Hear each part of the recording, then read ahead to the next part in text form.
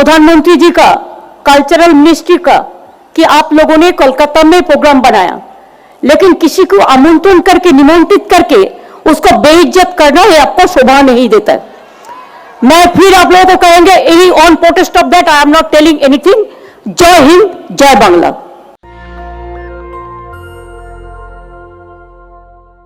नमस्कार, मैं शंभू कुमार सिंह और आप देख रहे हैं नेशनल दस्तक। बंगाल में चुनाव होना है। क्या होगा बंगाल में मैं आपको पहले बता दे रहा हूं, लेकिन पहले ये आपने जो वीडियो देखा, ये ममता बनर्जी का वीडियो है। ये प्रोग्राम था स्वतंत्रता सेनानी, हम सबके रिस्पेक्टेड सुभाष चंद्र बोस को याद करने के लिए, लेकिन किस तरह से इसको बीजेपी का प्रोग्राम बना दिया गया। सोचिए, मैं एक मैं आपको तस्वीर दिखा रहा हूँ। पहले ये तस्वीर है और ये कार्टून है। ये कार्टून जो है, ये आज का कार्टून नहीं है, ये बहुत पहले का कार्टून है और इतिहास कभी किसी को छोड़ता नहीं है। सोचिए कि आरएसएस के लोग जब अंग्रेज़ों से लड़ाई चल रही थी, तो आपको पता होना चाहिए वो कहाँ थे। वो अंग्रेज़ों के साथ थे। ये कार्टून देखिए। ये कार्टून जो है, इसमें सब कुछ लिखा हुआ है। ये देखिए, दूध का दूध और पानी का पानी हो जाएगा आपको। ये कार्टून जो है, ये कार्टून जब ये तब बना था, आरएसएस के लोग आज सुभाष चंद्र बोस की जयंती मना रहे हैं। ये उन्हीं पत्रिका कार्टून है। ये उस पत्रिका का कार्टून है जो आरएसएस छापती थी और जिसके संपादक थे सावरकर। माफ़ कीजिएगा, आरएसएस के लोग आज सुभाष चंद्र बोस की जयंती मना रहे हैं। उन्हीं पत्रिका के अग्रणी एक पुराना कार्टून है जिसे आतंकी नाथूराम गोडसे ने 1945 में संपादित किया था। इस कार्टून में सुभाष भी हैं, जिन्हें रावण बनाया गया। इतनी बेशर्मी कहाँ से लाते हुए देखिए। ये गांधी के साथ सुभाष चंद्र बोस को भी दिखाया गया है। और तो सब जानते हैं कि आज़ादी की लड़ाई में आरएसएस अंग्रेजों के साथ थी, सावरकर अंग्रेजों के साथ थे। लेकिन क्या बताऊं मैं आपको। और वही आज भारत माता की जय बोलते हैं, जिन्होंने आज़ादी की लड़ाई में अंग्रेजों का साथ दिया। लेकिन इस देश की किसी मीडिया की हैसियत नहीं है कि ये सवाल जो है वो किसी से पूछ ले। तो आप समझ सकते हैं कि क्या चल रहा है यहाँ। और कल ममता बनर्जी को जिस तरह से बेइज्जत किया गया, क्या वो मुख्यमंत्री नहीं है? इस तरह की हुटिंग कोई अगर योगी आदित्यनाथ प्रधानमंत्री की करे तो क्या होगा। जानबूझकर उस प्रोग्राम में आरएसएस के लोगों को घुसाया गया और जानबूझकर उस प्रोग्राम में बीजेपी कार्यकर्ताओं को घुसाया गया। अच्छा जवाब दिया ममता बनर्जी ने। देखिए उन्होंने क्या कहा टुकड़े टुकड़े में। मैं अपने एडिटर से रिक्वेस्ट करूंगा कि 2-3 जगह उनकी बाइट लगाए। और बंगाल चुनाव में क्या होगा वो मैं बता दे रहा हूं। नहीं, मेरे को तो लगता है कि गवर्नमेंट का प्रोग्राम का कोई डिग्निटी होना चाहिए। एक गवर्नमेंट का प्रोग्राम है, कोई पॉलिटिकल पार्टी का प्रोग्राम नहीं है। और पॉलिटिकल पार्टी का और गवर्नमेंट पब्लिक का प्रोग्राम है। मैं तो आभारी हूं प्रधानमंत्री जी का, कल्चरल मिनिस्ट्री का, कि आप लोगों ने कोलकाता में प्रोग्राम बनाया, लेकिन किसी को आमंत्रण करके, निमंत्रित करके उसको बेइज्जत करना ये आपको शोभा नहीं देता है। मैं फिर आप लोगों को कहेंगे, any on protest of that I am not telling anything.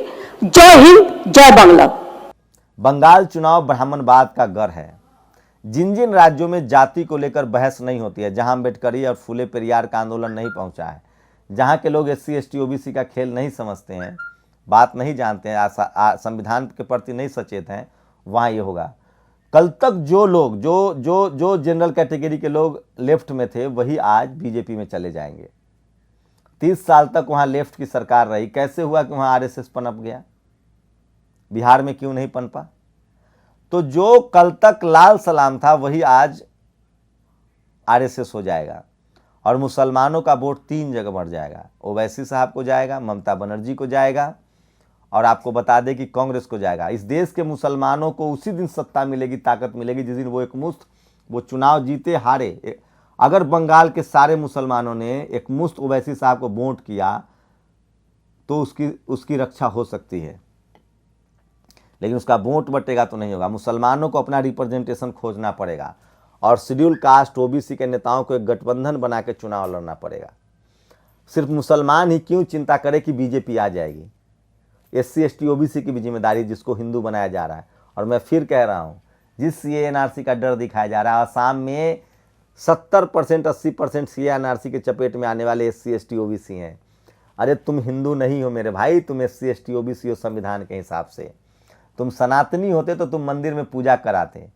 Ram मंदिर के लिए चंदा मिल रहा है, सवर्णों के मोहल्ले में जाके चंदा मांगना चाहिए, खाली दलितों के मोहल्ले में, पिछड़ों के मोहल्ले में चंदा मांगा जा रहा है, मुसलमानों के मोहल्ले में चंदा मांगा जा रहा है। तो ये जाति की राजनीति जब तक आप शुरू नहीं करेंगे, जब तक संविधान की राजनीति शुरू नहीं करेंगे, तब तक आप आरएसएस बीजेपी को नहीं हरा सकते हैं।